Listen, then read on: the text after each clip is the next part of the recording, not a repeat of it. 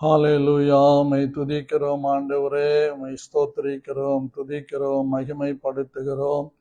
எந்த துதிக்கும் ஸ்தோத்திரத்துக்கும் மேலான மகிமையுள்ள உம்முடைய நாமத்தை நாங்கள் உயர்த்துகிறோம் ஆண்டவரே. உம்முடைய நாமம் பெரியது, உம்முடைய நாமம் சிறந்தது, உம்முடைய நாமம் அதிசயமானது, உம்முடைய நாமம் மகத்துவமானது. உம்முடைய நாமத்தை நாங்கள் வாழ்த்துகிறோம், உம்முடைய நாமத்தை நாங்கள் துதிக்கிறோம், உம்முடைய நாமத்தை நாங்கள் ஸ்தோத்தரிக்கிறோம், உம்முடைய நாமத்துக்குரிய எல்லா கனத்தையும் செலுத்துகிறோம், உம்முடைய நாமத்துக்குரிய மகிமையை உமக்கே செலுத்துகிறோம். ஒளியை வஸ்திரமாக தரித்திருக்கிற எங்கள் தேவனை நாங்கள் ஸ்தோத்தரிக்கிறோம், மகிமையானவரை நாங்கள் துதிக்கிறோம், மகத்துவமான தேவனை நாங்கள் ஸ்தோத்தரிக்கிறோம். ஆண்டவரே, பரிசுத்தத்தில் பயங்கரமானவரை நாங்கள் ஸ்தோத்தரிக்கிறோம், எல்லா விதமான பலனையும் தருகிறவரை ஸ்தோத்தரிக்கிறோம். உமக்கு நன்றி. ஹalleluya. கர்த்தாவே, நாங்கள் உம்மை துதிக்கிறோம் ஆண்டவரே. இயேசுவே, உம்முடைய கிருபையினாலே எங்களை ஆண்டவரே தயவாய் பாதுகாக்கிறீர். அதற்காக உம்மை ஸ்தோத்தரிக்கிறோம் ஆண்டவரே. நீர் எங்களை தேற்றுகிற தேவனாய் இருக்கிறதற்காக உம்மை நன்றியோடு ஸ்தோத்தரிக்கிறோம் ஆண்டவரே. எங்கள் ரட்சிப்பின் தேவனே, நாங்கள் உம்மை துதிக்கிறோம் ஆண்டவரே. எங்கள் இரட்சகராகிய தேவனே, நாங்கள் உம்மை போற்றுகிறோம் ஆண்டவரே. எங்கள் மீட்பராகிய எங்கள் தேவனே, நாங்கள் உம்மை உயர்த்துகிறோம் ஆண்டவரே. கர்த்தருக்கு ஸ்தோத்திரம் உண்டாவதாக. நாங்கள் பயப்படாமல் உம்முடைய நாமத்தின் மேல் நம்பிக்கையாய் இருக்க பண்ணுகிறீரே, அதற்காக உம்மை நன்றியோடு ஸ்தோத்தரிக்கிறோம். கர்த்தராகிய யெகோவா என் பலனாய் இருப்பதற்காக ஸ்தோத்தரிக்கிறேன். கர்த்தராகிய யெகோவா என் கீதமாய் இருப்பதற்காக ஸ்தோத்தரிக்கிறேன். கர்த்தராகிய யெகோவா என் இரட்சகராய் இருப்பதற்காக ஸ்தோத்தரிக்கிறேன். கர்த்தராகிய யெகோவா என் கிருபையாய் இருப்பதற்காக ஸ்தோத்தரிக்கிறேன். கர்த்தராகிய யெகோவா என் நம்பிக்கையாய் இருப்பதற்காக ஸ்தோத்தரிக்கிறேன். கர்த்தராகிய யெகோவா என்னை ஆட்கொண்டு நடத்துகிறதற்காக ஸ்தோத்தரிக்கிறேன். கர்த்தராகிய யெகோவா மகிழ்ச்சி ரட்சிப்பின் ஊற்றுகள் இருந்து ரட்சிப்பை மொண்டு கொள்ள செய்த கிருபைக்காக ஸ்தோத்தரிக்கிறேன். ரட்சிப்பின் ஊற்றுகள் இருந்து மகிழ்ச்சியோடு ஜீவ தண்ணீரை பருகும்படி கிருபை தந்த தேவனுக்கு ஸ்தோத்திரம் செய்கிறேன். ரட்சிப்பின் ஊற்றுகள் இருந்து எங்கள் பலனை பெற்றுக்கொள்ள செய்கிற தேவனை நன்றியோடு நான் ஸ்தோத்தரிக்கிறேன். ரட்சிப்பின் ஊற்றுகள் இருந்து உம்முடைய நாமத்தின் மகிமைக்காக வாழும்படியான புது பலனை தருகிற தேவாதி தேவனை ஸ்தோத்தரிக்கிறேன். ரட்சிப்பின் ஊற்றுகள் இருந்து மகிழ்ச்சியோடு எங்கள் தாகம் தீர்க்கத்தக்கதான தண்ணீரை மொண்டு கொள்ள செய்கிற தேவனை அதிகமாய் ஸ்தோத்தரிக்கிறேன். ரட்சிப்பின் ஊற்றுகள் இருந்து எங்களை தைரியப்படுத்துகிற தேவனை ஸ்தோத்தரிக்கிறேன். கர்த்தாவே, உமக்கு நன்றி. கர்த்தரை நாங்கள் துதிக்கிறோம், கர்த்தருடைய நாமத்தை நாங்கள் தொழுது கொள்ளுகிறோம், கர்த்தருடைய நாமத்தை நாங்கள் உயர்த்துகிறோம். கர்த்தருடைய செய்கைகளை ஜனங்களுக்குள்ளே நாங்கள் பிரசித்திப்படுத்துகிறோம். கர்த்தருடைய செய்கைகளை தேவாதி தேவனுடைய நாமத்தின் மகிமைக்காக பாராட்டுகிறோம். கர்த்தருடைய நாமத்தின் செய்கைகளை ஜனங்களுக்குள்ளே அறிவித்து இரட்சகராகிய தேவன் ஒருவரே பெரியவர், மகிமையானவர், மகத்துவமானவர் என்று அறிவித்து ஸ்தோத்தரிக்கிறோம். கர்த்தராகிய தேவன் ஒருவரே எங்களை ஆளுகிறவர் என்று அவருடைய நாமத்தை நாங்கள் பிரஸ்தாபப்படுத்துகிறோம். கர்த்தருடைய நாமத்தை நாங்கள் கீர்த்தனம் செய்கிறோம். கர்த்தருடைய நாமம் மகிமை உள்ளது என்று ஸ்தோத்தரிக்கிறோம். அவருடைய மகத்துவமான கிரியைகளை எங்களுக்கு செய்த தேவனை நாங்கள் ஸ்தோத்தரிக்கிறோம். மகிமையான கிரியைகளை எங்களுக்கு வெளிப்படுத்துகிற தேவனை நாங்கள் ஸ்தோத்தரிக்கிறோம். எங்களுக்கு புது பலன் தந்து புதிய கிருபை தந்து நடத்துகிற தேவனை நன்றியோடு ஸ்தோத்தரிக்கிறோம். இந்த மாதம் முழுவதும் எங்களை ஆட்கொள்ளும்படி எங்களை நடத்துகிற தேவனை ஸ்தோத்தரிக்கிறோம். எங்கள் மீது இரக்கம் வைத்து எங்களை பலப்படுத்துகிற தேவனை நாங்கள் ஸ்தோத்திரிக்கிறோம். கிருபாசனபதியாகிய எங்கள் தேவனை நாங்கள் ஸ்தோத்திரிக்கிறோம். மகத்துவமான எங்கள் தேவனை நாங்கள் ஸ்தோத்திரிக்கிறோம். அதிசயமான எங்கள் ராஜாவை நாங்கள் ஸ்தோத்திரிக்கிறோம். அற்புதங்களின் தேவனாகிய எங்கள் ராஜாவை நாங்கள் ஸ்தோத்திரிக்கிறோம். கிருபையில் ஐஸ்வர்ய சம்பன்னராய் இருக்கிற எங்கள் ராஜாவை நாங்கள் ஸ்தோத்திரிக்கிறோம். எங்கள் பலவீனங்களிலே புது பலனை எங்களுக்கு தந்து புது பலத்தினால் எங்களை எடை கட்டி எங்களை நடத்துகிற தேவனை நாங்கள் ஸ்தோத்திரிக்கிறோம். எங்கள் இரட்சகரே, நன்றியோடு நாங்கள் உம்மை துதிக்கிறோம். ஹல்லேலூயா. உம்மை நாங்கள் ஸ்தோத்திரிக்கிறோம். ஆண்டவரே, மகிமையானவரே, மகத்துவமானவரே, இரக்கத்தில் ஐஸ்வர்யம் உள்ளவரே, கிருபாசனபதியே, உம்மை நன்றியோடு ஸ்தோத்திரிக்கிறோம். இப்பொழுதும் ஆண்டவரே, என் வாயின் வார்த்தைகளும் என் இருதயத்தின் தியானமும் உம்முடைய சமூகத்திலே பேசுகிற அடியேனுக்கும் கேட்கிற யாவருக்கும் பிரீதியாய் இருப்பதாக என்று இயேசு கிறிஸ்துவின் நாமத்தில் ஜெபிக்கிறேன் நல்ல பிதாவே, ஆமேன். எனக்கு அன்பான கர்த்தருடைய பிள்ளைகளே, உங்கள் யாவரையும் கர்த்தராகிய இயேசு கிறிஸ்துவின் நாமத்தில் அன்போடு நான் வணங்கி வாழ்த்தி உங்களை நான் வரவேற்கிறேன். கர்த்தராகிய தேவன் நம் நடுவிலே நல்லவராய் இருக்கிறார். 1ஆம் மாதம் தொடங்கி இந்த 5ஆம் மாதம் இந்த 2ஆம் தேதி வரைக்கும் நம்மை தாங்கினார், ஏந்தினார், சுமந்தார், தப்புவித்தார், ரட்சித்தார், பாதுகாத்தார். அதே போலவே கர்த்தர் இந்த மாதம் முழுவதும் ஆயுசு நாட்கள் எல்லாம் தாங்குவார், ஏந்துவார், சுமப்பார், தப்புவிப்பார். அவர் நாமும் மகிமை அடைவதாக. நம்முடைய சிந்தனைக்காக லூக்கா சுவிசேஷம் 10ஆம் அதிகாரம் 40வது வசனத்தை வாசிக்கிறேன். மார்த்தாலோ பற்பல வேலைகளை செய்வதில் மிகவும் வருத்தமடைந்து அவரிடத்தில் வந்து, ஆண்டவரே, நான் தனியே வேலை செய்யும்படி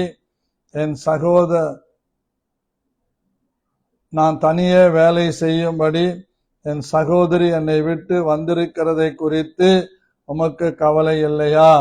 எனக்கு உதவி செய்யும்படி அவளுக்கு சொல்லும் என்றான். அன்பான கர்த்தருடைய பிள்ளைகளே, இந்த நாட்களிலே நாம் உதவி செய்வதை பற்றி சிந்தித்து கொண்டு வருகிறோம். கடந்த நாளிலே கூட, நேற்றைய முந்தின நாள், நாம் அருமையான ஒரு சம்பவத்தை சிந்தித்தோம். அந்த சம்பவத்தின் அடிப்படையிலே பார்க்கும்போது, நாம் ஜபத்திலே ஒருவருக்கொருவர் உதவியாய் இருக்க வேண்டும், எல்லா காரியங்களிலேயும் உதவியாய் இருக்க வேண்டும் என்று ரோமருக்கு எழுதின நிருபம் 12ஆம் அதிகாரத்திலே நாம் தேவனுடைய வசனங்களை சிந்திக்க கர்த்தர் நமக்கு கிருபை தந்தார். இந்த நாளிலும் கூட பிரியமானவர்களே, நாம் மற்றும் ஒரு சம்பவத்தை சிந்திக்கலாம். ரோமருக்கு எழுதின நிருபம் 15ஆம் அதிகாரம் 25வது வசனத்திலே இப்படியாக பவுல் சொல்லியிருக்கிறதை பார்க்கிறோம். ரோமனுக்கு எழுதின நிருபம் 15ஆம் அதிகாரம் 25வது வசனம். இப்பொழுதோ பரிசுத்தவான்களுக்கு உதவி செய்யும் காரியமாக நான் எருசலேமுக்கு பிரயாணம் பண்ண எத்தனமாயிருக்கிறேன். மக்கோதோனியாவில் ஆகாயாவிலும் உள்ளவர்கள் எருசலேமில் உள்ள பரிசுத்தவான்களுக்குள்ள இருக்கிற தரித்திரருக்காக சில பொருள் சகாயம் செய்ய விருப்பம் கொண்டிருக்கிறார்கள். இப்படி செய்வது நல்லது என்று எண்ணினார்கள். இப்படி செய்கிறதற்கு அவர்கள் கடனாளிகளாயும் இருக்கிறார்கள்.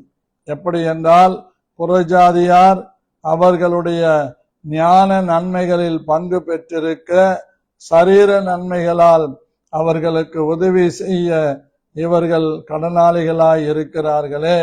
இந்த காரியத்தை நான் நிறைவேற்றி இந்த பலனை அவர்கள் கையில் பத்திரமாய் ஒப்புவித்த பின்பு உங்கள் ஊர் வழியாய் ஸ்பானியாவுக்கு போவேன் என்று பவுல் சொல்லுகிறார். அன்பான தேவனுடைய பிள்ளைகளே,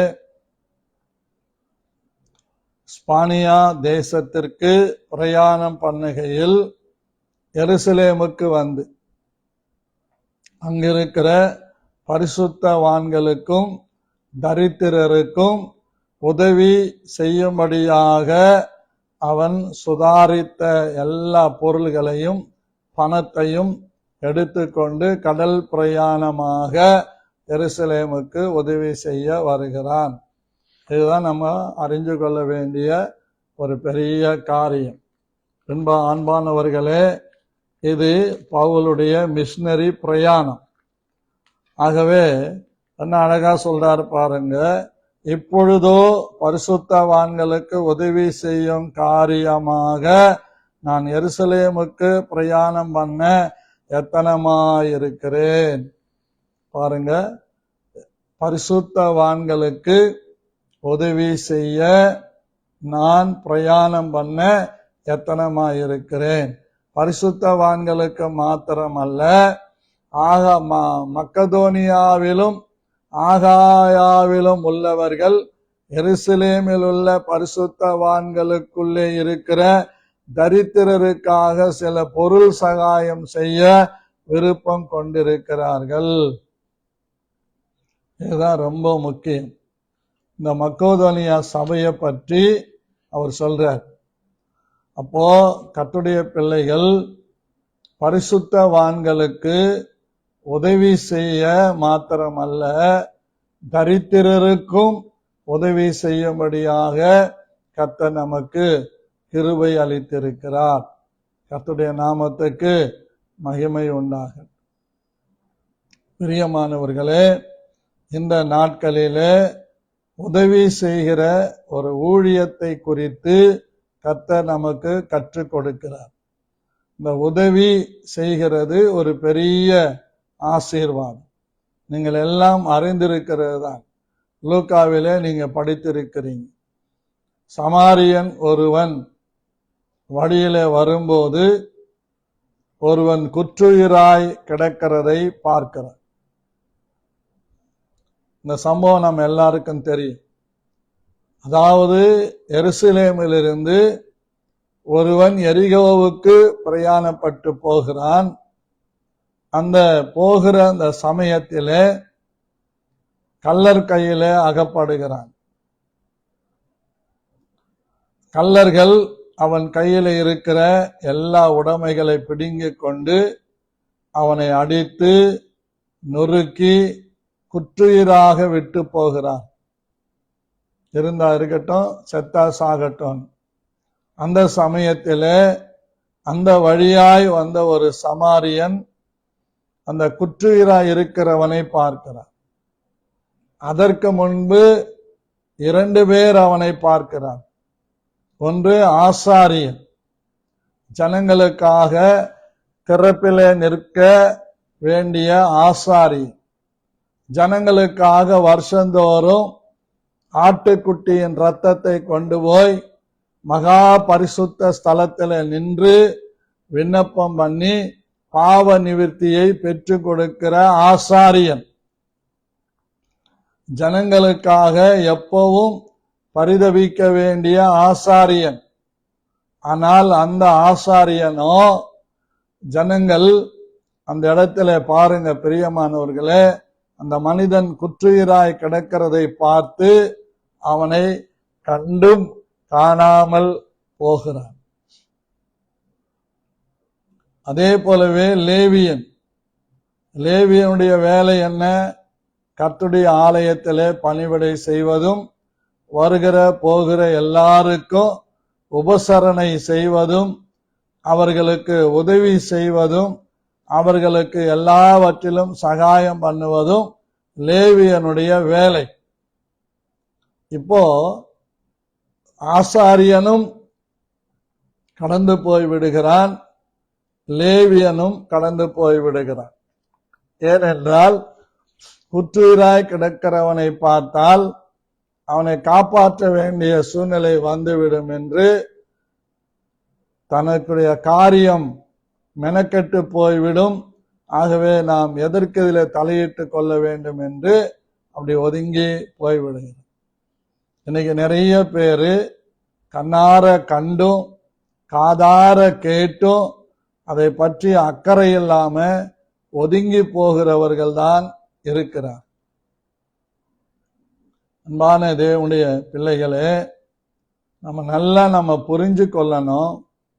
இந்த ஒதுங்கி போறது, கண்டுக்காம போறது, கவனிக்காம போறது தான் பெரிய பாவம். அதுதான் பெரிய பாவம். உதவி செய்யாவிட்டாலும் அவர்களை விசாரிக்கலாம், அவர்களுக்காக செபிக்கலாம். முடிந்தால் நம்முடைய கரத்தில் இருக்கிறதை அந்த சிறியருக்கு கொடுத்து உதவலாம். ஆனா அப்படிப்பட்ட மனப்பக்குவம் நிறைய பேருக்கு இன்றைக்கு இருப்பது இல்லை.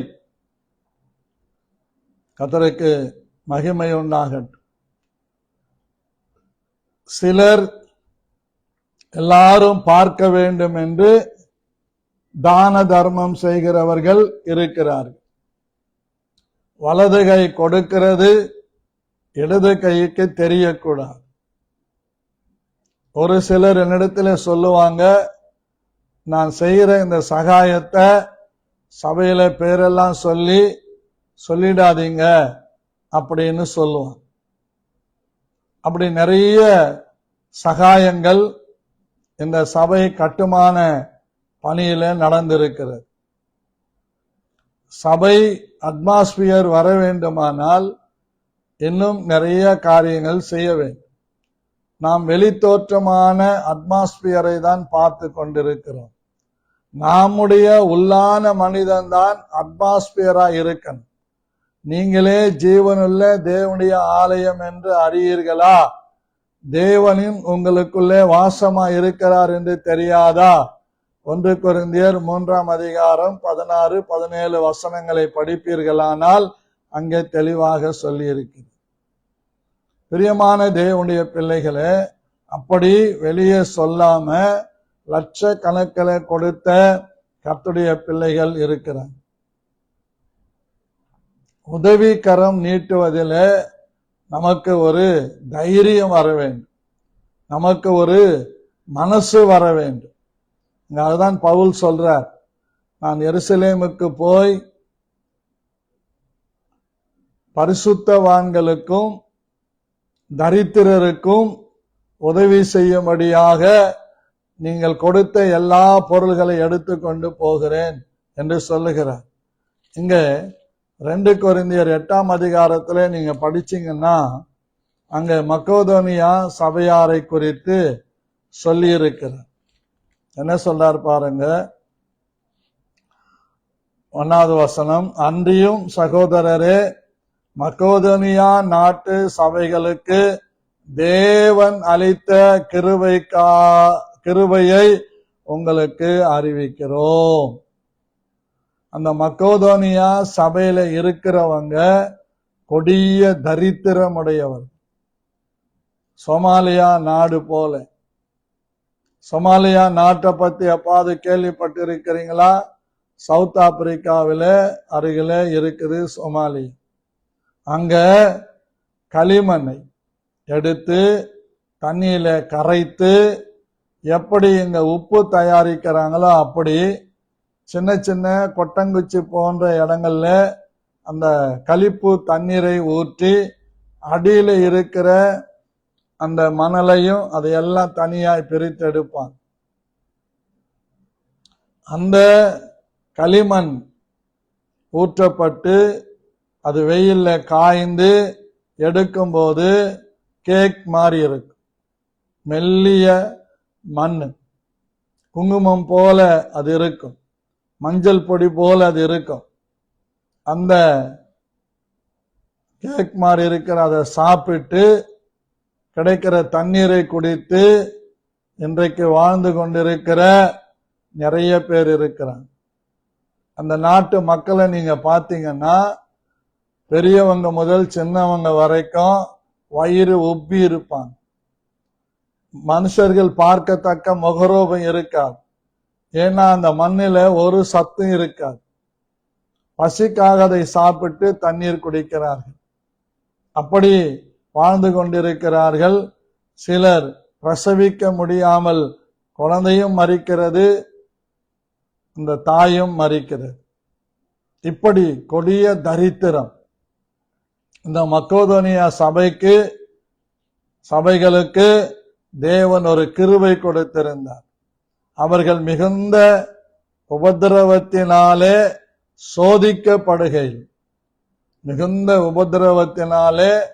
அவர்கள் சோதிக்கப்படுகையில் கொடிய தரித்திரமுடையவர்களாய் இருந்தும்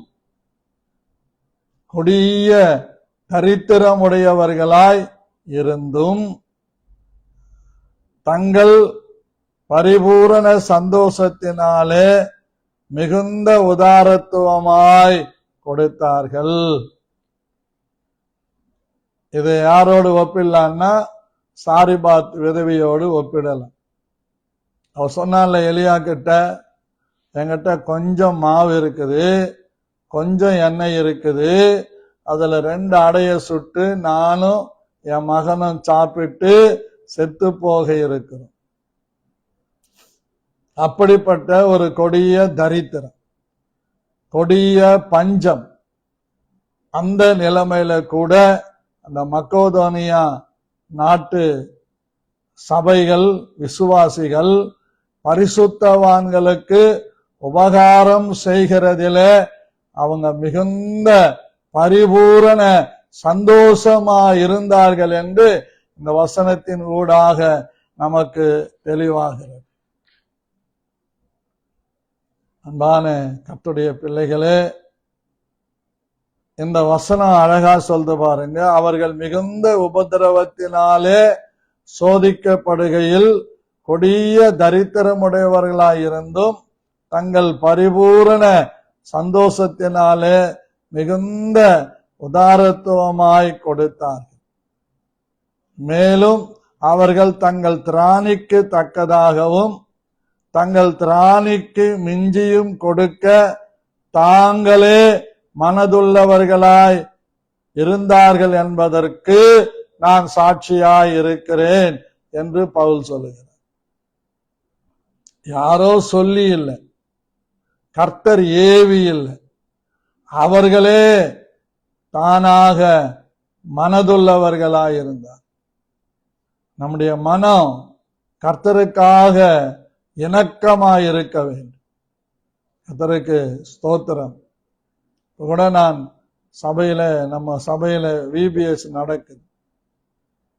ஒரு சிலரெல்லாம் என்னை ரொம்ப ஆச்சரியப்படுத்தி இருக்கிறாங்க. அவ்வளவு நெருக்கடியான சூழ்நிலையில அப்படிப்பட்ட நேரத்தில் கூட வந்த ஊழியக்காரர்களை போஷித்திருக்கிறாங்க. ஒரு சிலரெல்லாம் திராணிக்கு மிஞ்சியும் கொடுக்கிறாங்க. ஆச்சரியமா இருக்கிறது,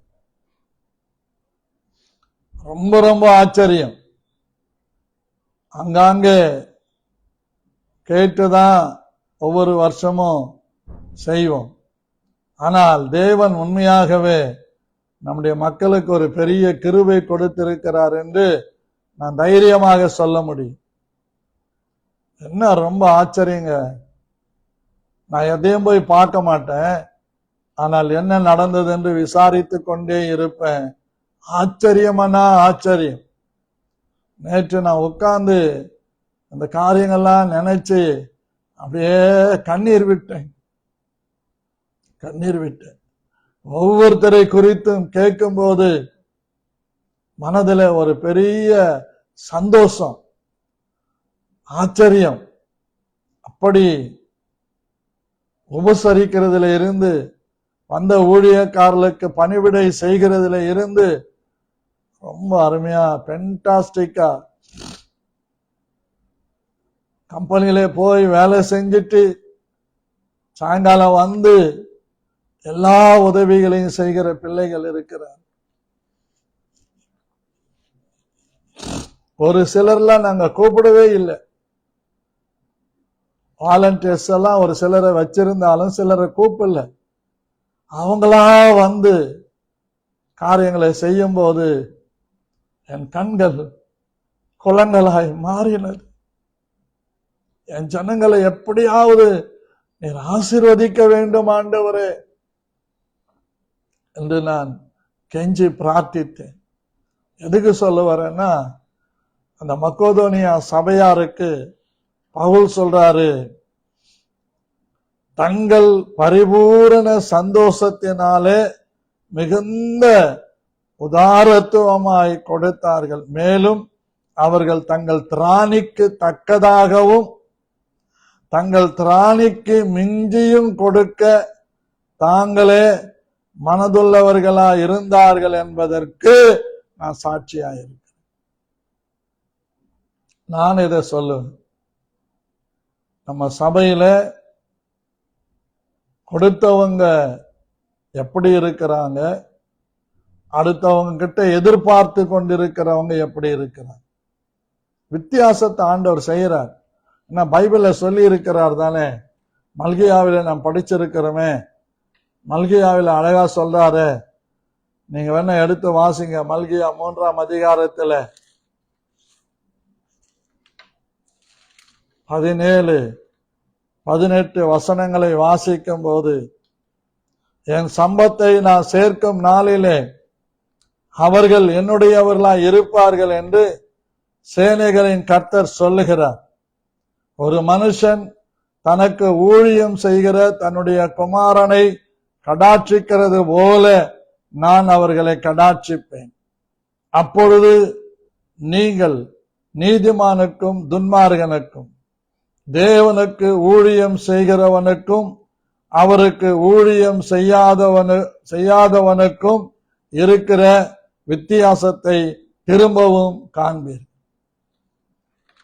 கர்த்தருக்கு ஊழியம் செய்கிறவனுக்கும் செய்யாதவனுக்கும் உள்ள வித்தியாசத்தை திரும்பவும் காண்பீர். பார்த்தீங்களா? ஒரு வித்தியாசத்தை ஆண்டவர் காட்டுவாருங்க. நான் தைரியமா சொல்ல முடியும். கர்த்தருக்கு ஊழியம் செய்கிறவர்களுக்கு, ஊழியம் செய்யறதுனா என்ன? மைக்கு பிடிச்சு பாட்டு பாடுறதா, மைக்க பிடிச்சு 4 வார்த்தைகளை பேசுறதா, மைக்க பிடிச்சு பிரசங்கம் பண்றதா? அது கிடையாது ஊழியம். விசாரிக்கிறது பெரிய ஊழியம், உபசரிக்கிறது பெரிய ஊழியம்,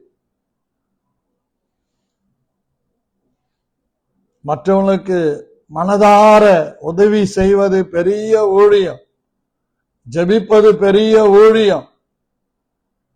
இந்த முடிஞ்ச பிறகு நான் சொல்லுவேன், விபிஎஸ் முடிஞ்ச பிறகு கர்த்தருக்கு ஸ்தோத்திரம், தங்களுக்கு நிலைமை சரியில்லாதிருந்தும் வந்திருக்கிற ஊழியக்காரங்களை போஷிக்கிற அந்த அனுபவங்களை பார்க்கும்போது இது மெய்யாகவே ஆச்சரியமான ஒரு காரியம்.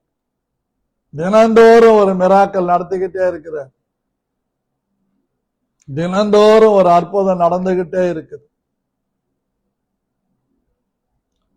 ஜனங்களை கொண்டு செய்கிறார்.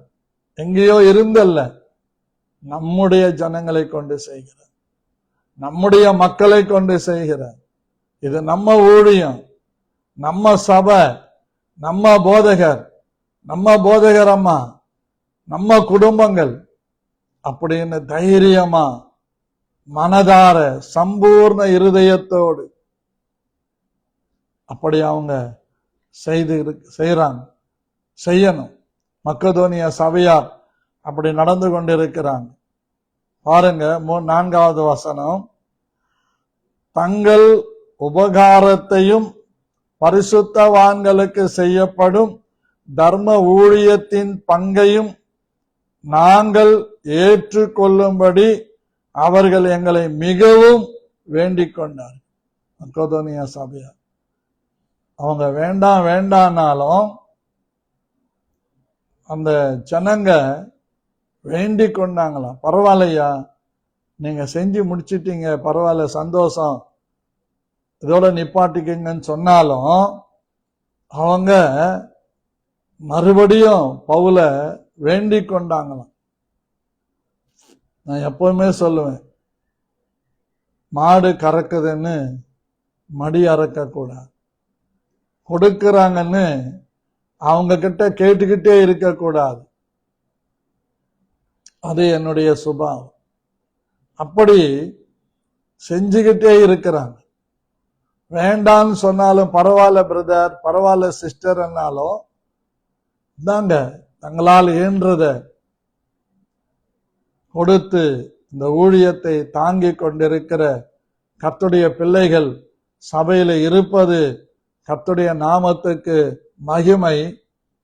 எனக்கு அதுல ஒரு சின்ன பெருமை,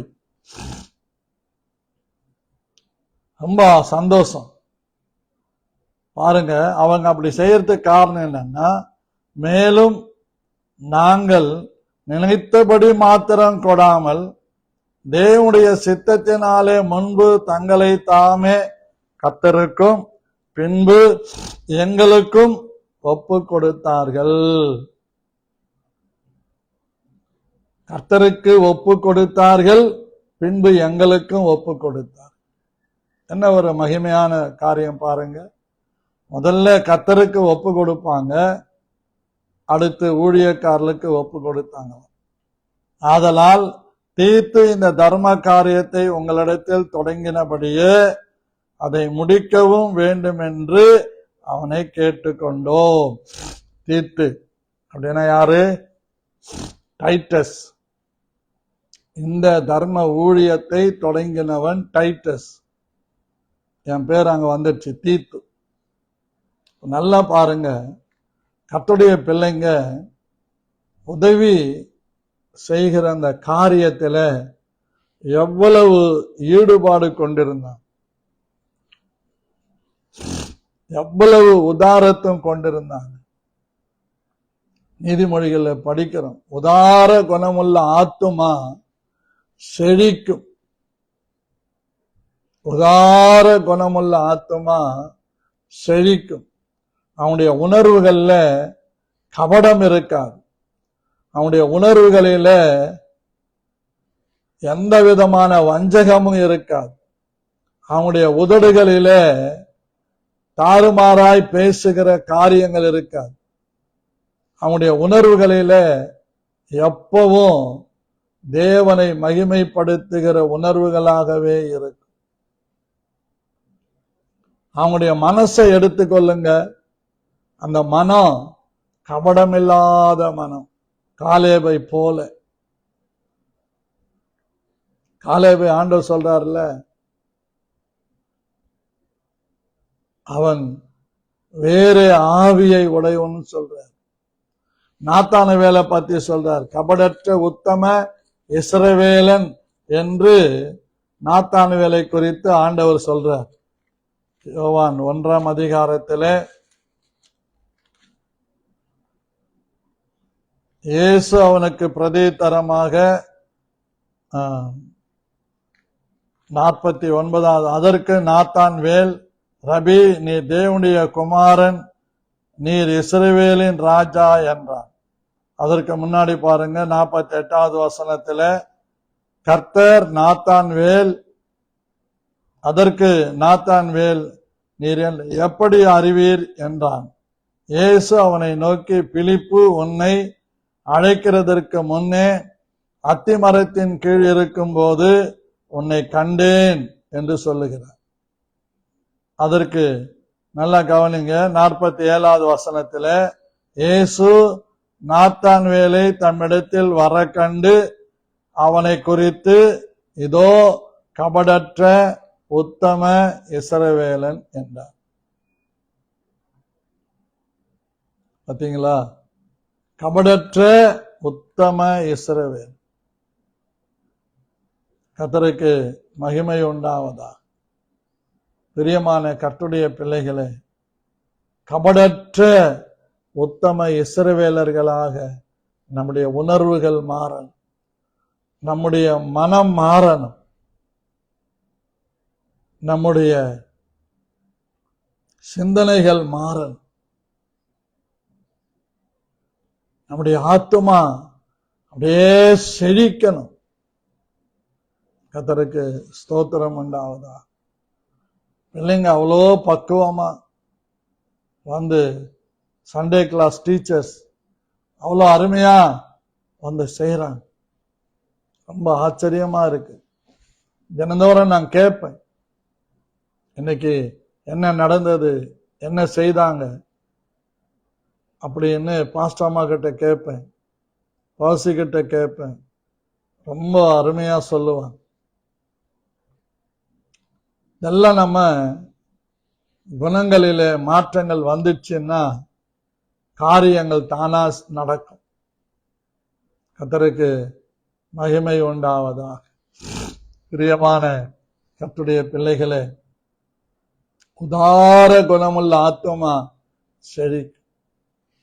இந்த ரோமருக்கு எழுதின இந்த 15ஆம் அதிகாரத்துல அந்த வசனங்களை படிக்க படிக்க படிக்க ஒரு மனதுல ஒரு வித்தியாசமான உணர்வு எனக்கு வந்ததை நான் பார்க்கிறேன். இப்பொழுதோ பரிசுத்தவான்களுக்கு உதவி செய்யும் காரியமாக நான் எருசலேமுக்கு பிரயாணம் பண்ண எத்தனமாய் இருக்கிறேன்.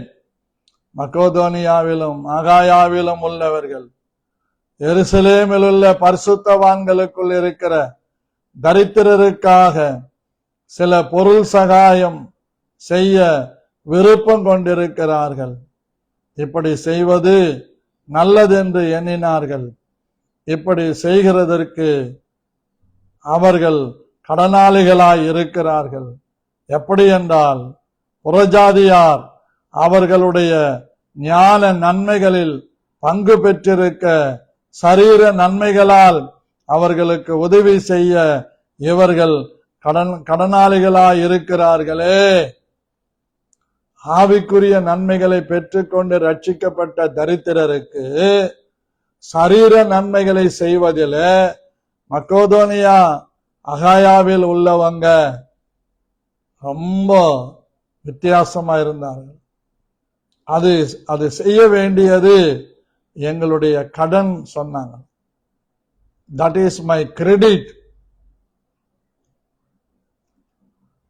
அது எங்களுடைய கடன், கடமை சொல்லல, கடன். அதை நாங்க செஞ்சுதான் ஆகணும். அது எங்க மேல விழுந்த கடன். அது எங்களை கொண்டு செய்யப்பட வேண்டிய காரியங்கள். நாங்கள் அதற்கு கடனாளிகளாய் இருக்கிறோம். அன்பு கூறுவதிலே கடனாளிகளாய், உதவி கரம் நீட்டுவதிலே கடனாளிகளாய் நாம் இருக்கணும். கர்த்தருக்கு ஸ்தோத்திரம். பிரியமான தேவனுடைய பிள்ளைகளே, இந்த காலை வேளையில உதவி செய்கிற ஒரு மகிமையான கிருபையை, மகிமையான சுபாவத்தை தேவன் நமக்கு தந்தரல வேண்டும் என்று வேண்டிக் கொள்கிறேன். பிரியமான கர்த்தருடைய பிள்ளைகளே, நாம் இருக்கிற இடத்துல வலது கரத்தை நம்முடைய தலையின் மேல் வைத்து ஒரு சிறிய ஜபத்தை செய்வோம். என்னோடு கூட நீங்களும் செய்யுங்கள். சொல்லுவோம், நல்ல பிதாவே, இந்த காலை வேளையில இயேசு கிறிஸ்துவின் நாமத்தில் உமக்கு முன்பா எங்களை தாழ்த்துகிறோம். தகப்பனே, எங்களை உமக்கு ஒப்பு கொடுக்கிறோம். எங்கள் ஊழியக்காரர்களுக்கு ஒப்பு கொடுக்கிறோம். மக்கோதோனியா சபையாரும் அகாயா நாட்டில் உள்ளவர்களும் தரித்திரர்களுக்கு செய்வது அதை கடமை என்று சொல்லாமல் நாங்கள் கடனாக அதை செய்கிறோம். அதை செய்ய வேண்டியது எங்களுடைய கடன். ஆண்டவரே, ஏழைக்கு இறங்குகிறவன் கர்த்தருக்கு கடன் கொடுக்கிறான் என்ற வார்த்தையின்படி இந்த ஏழைகள் மேல் அக்கறை வைத்தவர்கள் கர்த்தருக்கு கடன் கொடுக்கிறார்கள். அதுபோல எங்கள் தகப்பனே, நாங்களும் உம்முடைய நாமத்தின் மகிமைக்காய் வாழ கொடுக்க கடனாளிகளாய் இருக்கிறோம் என்பதை ஒப்புக்கொள்ளுகிறோம். இயேசு கிறிஸ்துவின் நாமத்தில் மக்கோதோனியா சபையாருக்கு அகாயா நாட்டில் உள்ளவர்களுக்கு கொடுத்த இந்த கிருபையை இயேசு கிறிஸ்துவின் நாமத்தில் எங்கள் எண்ணங்களில், எங்கள் உணர்வுகளில், எங்கள் மனதில் அதை நாங்கள் அங்கீகரிக்கிறோம், ஏற்றுக்கொள்ளுகிறோம். எங்கள் சரீரத்திலும் ஏற்றுக்கொள்ளுகிறோம். நீர் எங்களை நடத்தும். இயேசு கிறிஸ்துவின் நாமத்தில் ஆமென். கர்த்தர் உங்களை ஆசீர்வதிப்பார். கிருபை உங்களோடு இருப்பதாக.